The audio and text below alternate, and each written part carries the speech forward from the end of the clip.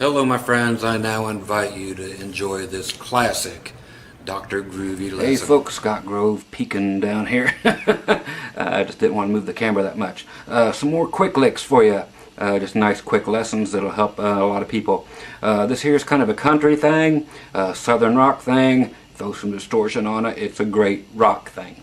Okay, so don't let this fool you. Just I'll throw some distortion on later and let you know. You'll see just how flippin' cool it is. Today I will be showing you this on one of the least popular, or underrated guitars, I should say, out there. Not least popular, but these should be way more popular than anything, a lot of things out there, I should say.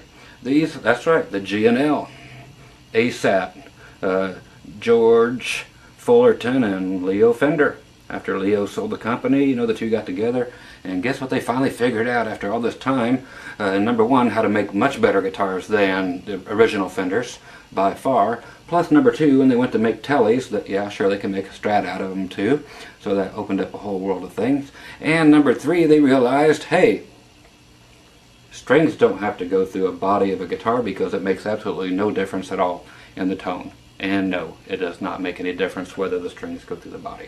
Okay, so they just flap right through there, good and ready to go. What's the other thing they figured out? Hey, the telly was all screwed up when we made it. Let's go ahead and give it 6 saddles like it's supposed to have. So that's what they did, and they did, and they did until Leo died again. And then they started putting 3 saddles back on again just to do throwbacks to the old day, and now they're not popular anymore. Go figure. So they were doing them right while Leo was alive, when him and George were actually running the company.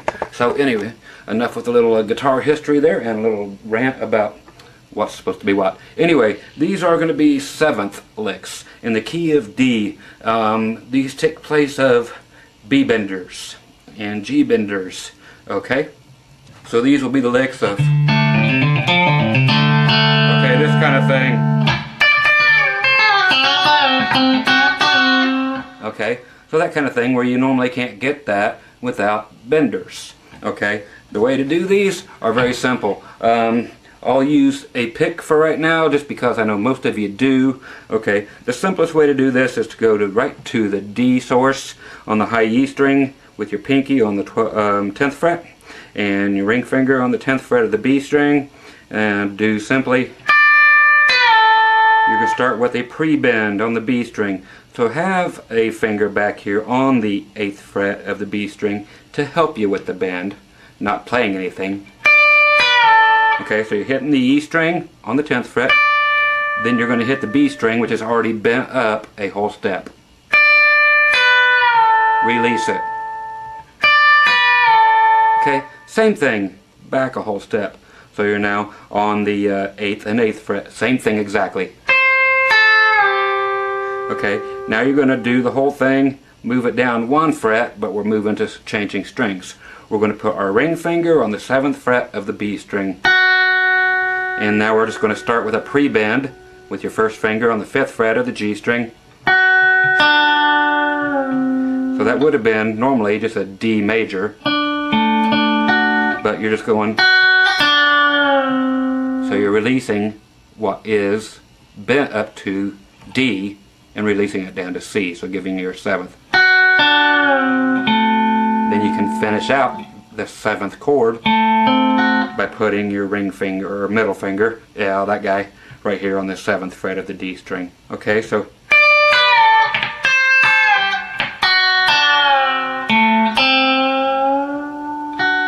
you can bend it back up and come back into major if you want, and a lot of clicks are welcome here.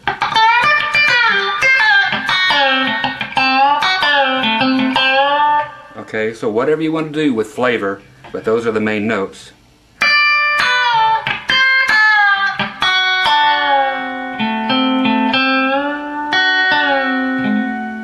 Okay, you can even start way up here and work around the D. Okay, so where we're looking at 14, 15, 14. Actually go to the 14th fret with your high E string using your ring finger, and just go with your middle finger to the 11th fret on the B. And start off with the 7th.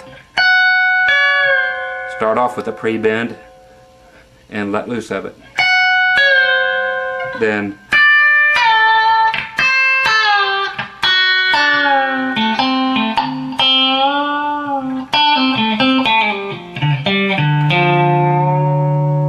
Okay, a little lick there just for fun since it's a quick lick, and then we're out of here, and I'll show you a little thing with distortion. Is okay, G string 7, 5, D string 7, 5 back on the G,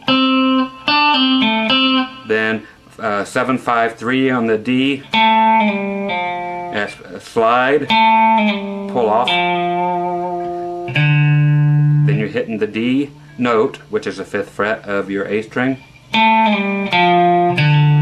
then hit the D string again, which is still fretted at the 3rd fret, bend it towards the floor half a step.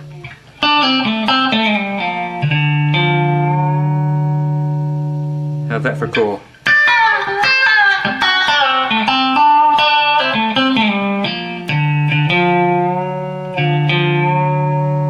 Okay. I'm just adding a low A on there if you want to for fun. Okay, so that's the licks.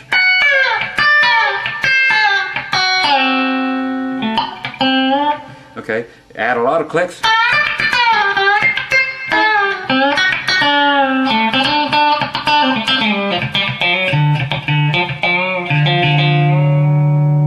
Okay.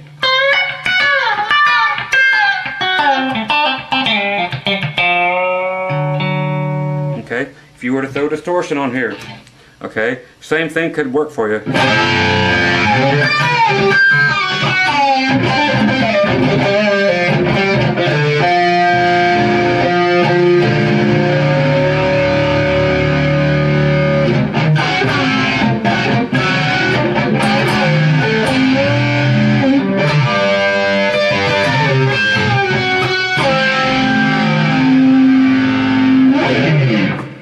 Okay, so just to prove to you, it's not just a country thing, but a twang thing is great.